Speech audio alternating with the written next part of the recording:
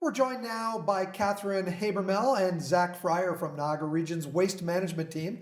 Catherine, we're here to talk about organics. And I know when the region moved to every other week garbage collection, we saw a spike in people using the green bins. Is that maintaining itself?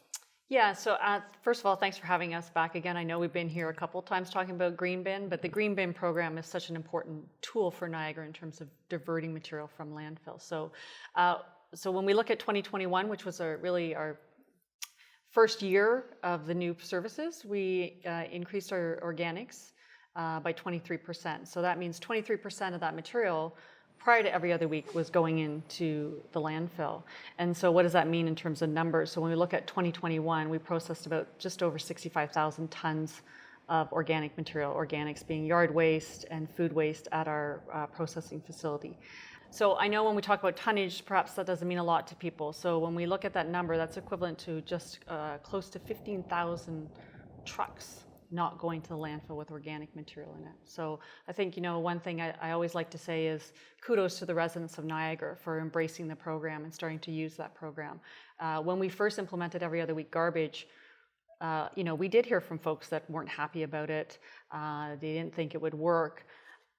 Now we're hearing through, conversations, through social media, through our waste info line, residents saying, wow, I can't believe A, how easy this is to use, B, how much goes in the green bin, and C, how much of my waste I've reduced. I think there was a lot of confusion at first because we went to every other week garbage collection, but yet some people would say, well, how is it really changing anything because we can put out 2 bags every other week? But the idea was we didn't want the stuff smelling up our garbage in our garage or our shed, wherever we keep it, correct? That's correct. That was the intent of the policy change, was to remove all the smelly, yucky stuff from the garbage stream and get into the green bin where it's being collected weekly. And it's working. Zack, let's talk about what we're here for today, right? So we're going to go over some of the procedures, I guess, with the green bin. So tell me what you want people to know. Yeah, well, I think one of the really important things, as Catherine kind of mentioned, was just showing kind of how easy it is to participate in the green bin program. So we've got a sample green bin here, as well as one of our smaller kitchen captures, which we advise residents to use. They can keep it indoors for any other kind of day-to-day kitchen waste and then take it out to their larger green bin when it's time for collection and that kind of thing. And we also have a lot of locations throughout the region that make it easy for residents to pick up green bins wherever they may live. And for new residents who are here within the last 12 months, we also offer a free bin program where they can get a full set of bins, which is a blue and gray box, as well as 1 green bin and 1 kitchen catcher for free to get them started on kind of those diversion programs in Niagara. And even if a resident doesn't have access to these bins, they can still use any kind of rigid container that they can find, as long as it's easily identifiable as organics and it's easy for our collection staff to pick it up with handles and all that. They can still use those even if they're not able to get their hands on an actual region bin as well. So it's a really, really easy program for residents to participate in. You used to have those stickers that said organics. Are those still available? We do. So on our the Niagara Region website, so niagararegion.ca/waste, residents can put an online order in for these little orange organic stickers they can use. They can stick them onto whatever container they happen to be using for their green bin, and that lets our collection staff know that that's their organics bin. So even if it's an issue for them to get access to one of the region green bins, they can still participate.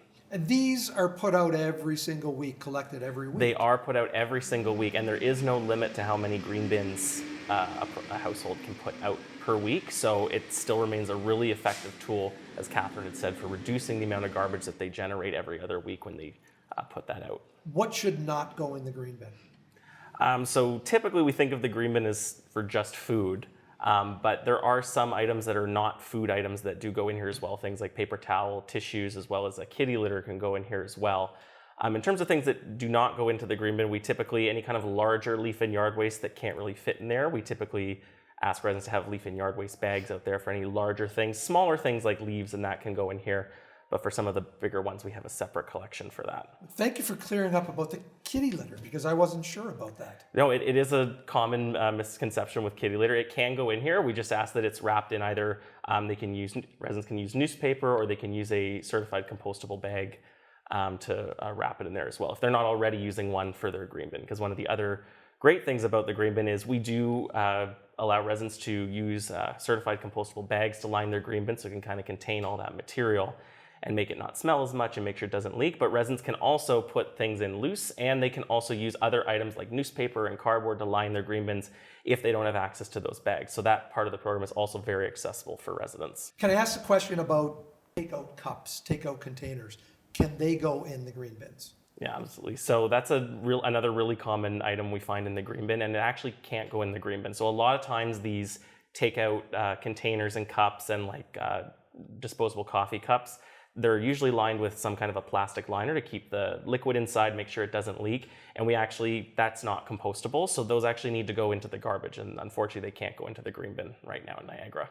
Catherine, are you finding that people are understanding what can and can't go into the green bins? I would say for the most part, we've done some audits and the residue, so things that are not compostable, I mean, it's low.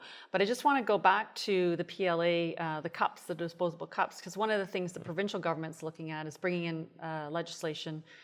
It was supposed to be in last year, but we're hearing by at least 2030, where they're going to ban food waste, but they're also looking at what other material, such as the compostable cups, cutlery, we call it PLA, can go into the bin. And so that's going to be something as a municipality that we're going to have to work with our contractor, Walkers, to ensure that we can get that material and process it, because the provincial government, one of their goals is to ban the material, but also expand what can be compostable or composted from the list that's currently available. And some of that legislation is changing all of the time. And I know that we're still not really in the clear as to what the region's role will be in waste collection and recycling down the line. In Niagara, we have about 30 plus years of landfill capacity remaining, and folks probably think, wow, that's a lot of capacity, but the process to site, whether it's a landfill or some other type of disposal facility, takes a long time. It's a rigorous process, and it's quite costly.